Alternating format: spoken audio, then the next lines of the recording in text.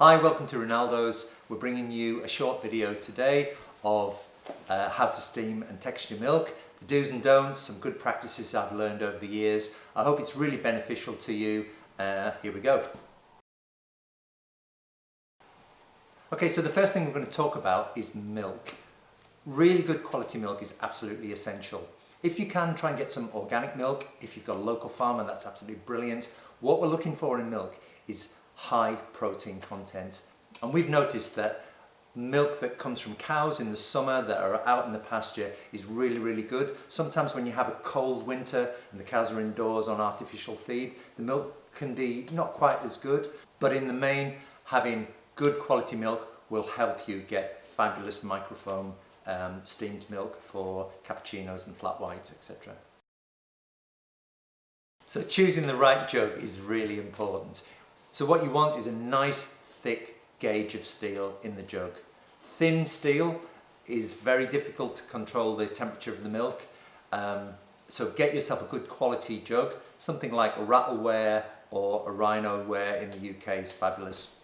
You also need a nice sharp spout on the jug. A circular jug with no spout you won't be able to do latte art, so a nice sharp spout.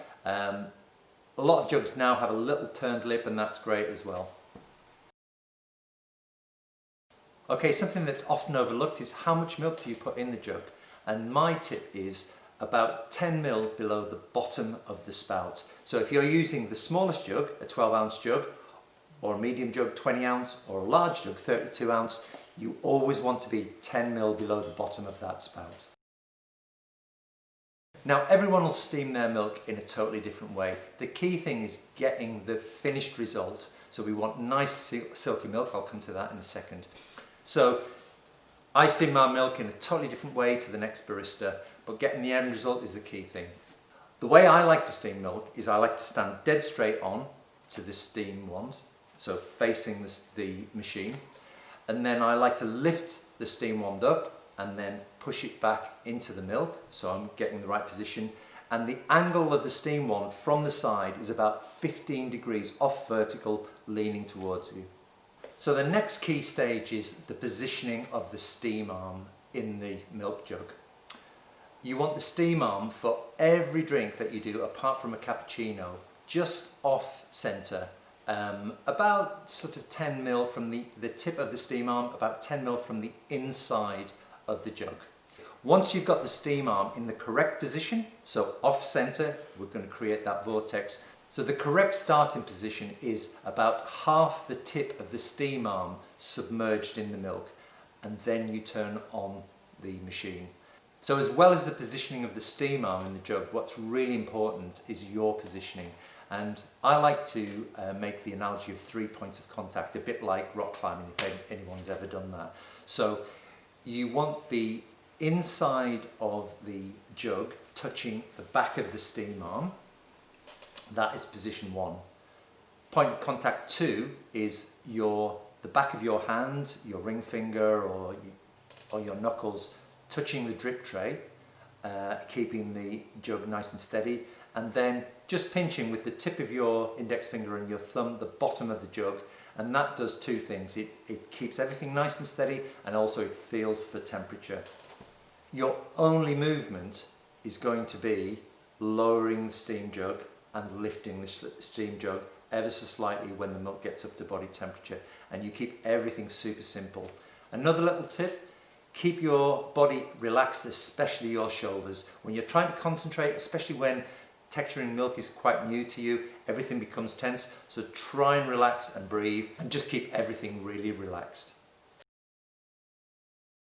So there are 3 stages to texturing milk, and the first stage is what we call the stretch. And what we're attempting to do here is stretch the proteins of the milk, and it's all about aerating the milk. It's actually the tip of the steam wand sort of just on the surface, just below the surface of the milk, and it's aerating the milk, it's putting air into the milk. What we're actually listening for is a sound more than a sight, and it's a ripping sound. It's a bit like paper tearing, people call it ripping or chirping, and it's a very high pitched sound. It's not the stereotypical cappuccino sound. It's a really high-pitched sound, and it goes a little bit like this. How do you like that? And this is my starting position, so everything's nice and stable, 3 points of contact. I'm going to turn the steam wand on, drop the milk jug down, get that nice ripping sound. And the second stage is what we call the roll, and that really happens at pretty much the same time as when you're stretching the milk.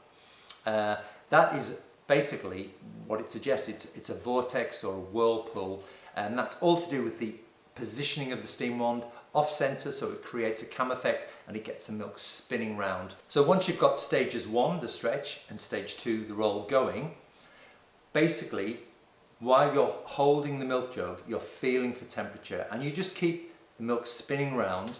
When the milk gets up to a kind of body temperature, and you can feel for that, just raise the milk jug ever so slightly so that you get rid of that ripping sound. And then all you're going to do is bring the milk up to the right temperature. The sound is gone, and basically you're feeling with your fingertips that the jug is a little bit too hot to touch, and then just count 1 second, turn off the steam, whether it's a lever or a knob on the machine, and then you're good to go.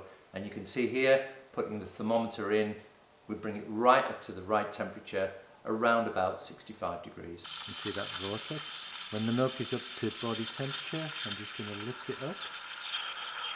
That's all we need to do. And then when it's too hot to touch, turn it off, keeping the milk jug nice and still. If you carry on heating the milk and you overheat it, you'll actually burn the proteins in the milk, and it actually tastes burnt, so it's not really very good. You won't get good foam consistency. Throw it away. So I often get asked, how long should I keep the ripping sound going at the stretch stage? And I think a good rule of thumb is getting the milk up to body temperature before you raise the jug and get rid of that ripping sound. But that's very dependent on how aggressive your steam arm is. And very often it's down to your steam tip. A 2-hole tip will be a lot slower than a 5-hole tip. A 5-hole tip will give you a much more aggressive vortex, and it will steam your milk much quicker. So get used to your machine, play around with that, and you'll find just through practice how quickly you can go through this stage. And stage 3 is the kind of stage everybody forgets. It's called what we call the polish, and it's hand spinning the jug. It gives you a really nice shine on top of the milk, so that when you pour your drink, your flat white or your latte, it gives a lovely finished presentation, a lovely sheen on top of the finished drink, something not to be forgotten. So what kind of milk are we looking for with the finished flat white? We're looking for tightly knit microfoam, and what we mean by that is really, really tiny, almost indiscernible bubbles in the milk. You've actually merged the foam and the milk together, you've knitted them together and reduced the volume of foam. So nowhere near as much foam as a cappuccino, but you've got more foam than just ordinary milk.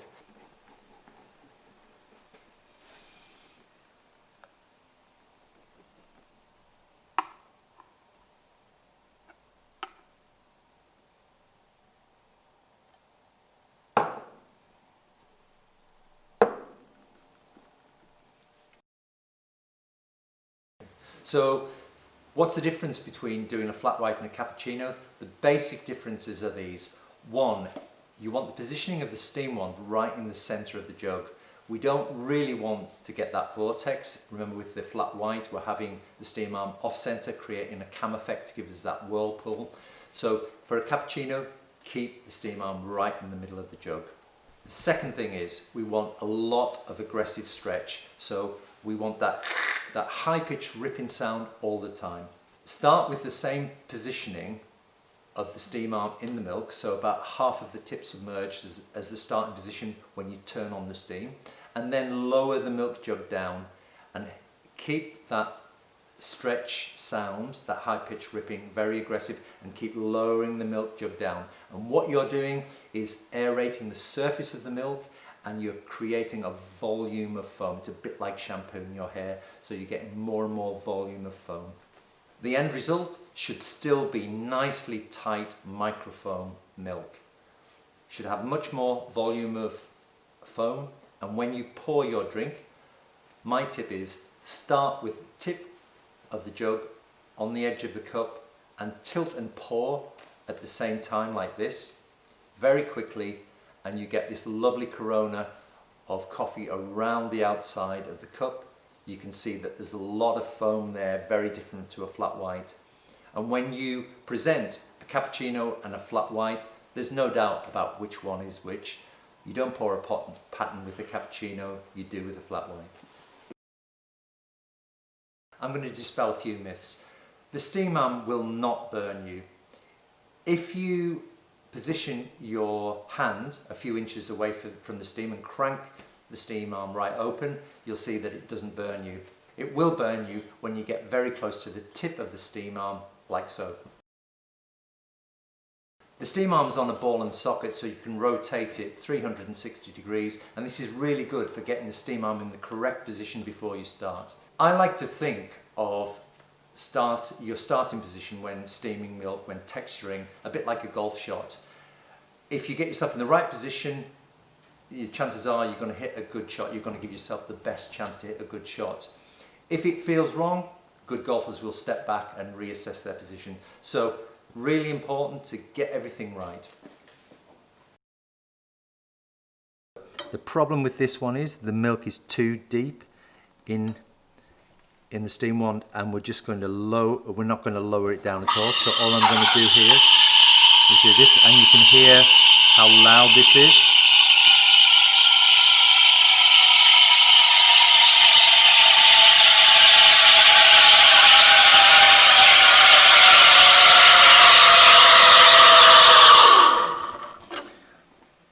I want you to come over here.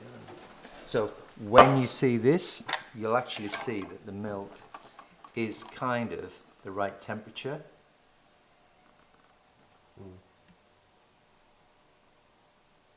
But the problem with this milk is it's way too thin. There's no foam on it whatsoever. So what we haven't done on this milk is we should have dropped it down and got more air onto the milk. So the starting position on this one is going to be too far off rather than the proper starting position. So here we go.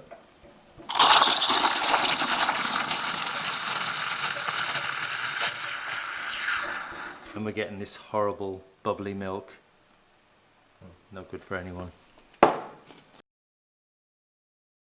So if your starting position is wrong, you're too far off, what you need to do is lift up the jug to rectify it. So here we go. I'm going to start off, it's a bit too far off. So lift the jug up and get that milk spinning round. Make sure you get that nice ticking sound.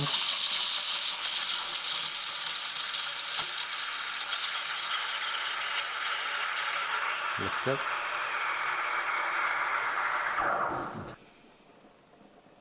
Done that a bit better. So this is a jug that is underfilled way too much. You can see that it's too far from the bottom of the spout. And I'm going to try and steam this as best I can, but you can see it's very difficult for me to do what I want to do. So it's really hard to get it on the surface.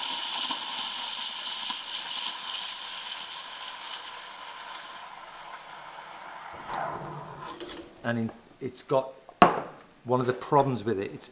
The biggest problem is trying to control the heat, and obviously it's raised too much. So I've got too much froth on this, and it's just not good microfoam. It's too bubbly. So you can see underfilling is really not a good solution. Here we've gone way above the bottom of the spout, and what I'm expecting to happen is the milk is going to blow over the top. So again, I'm going to try and control this as best I can. Starting in the right position.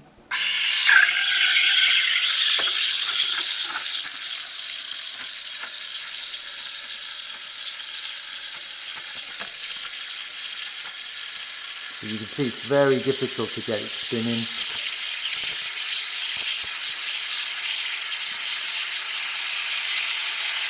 And the milk is desperately trying to go over.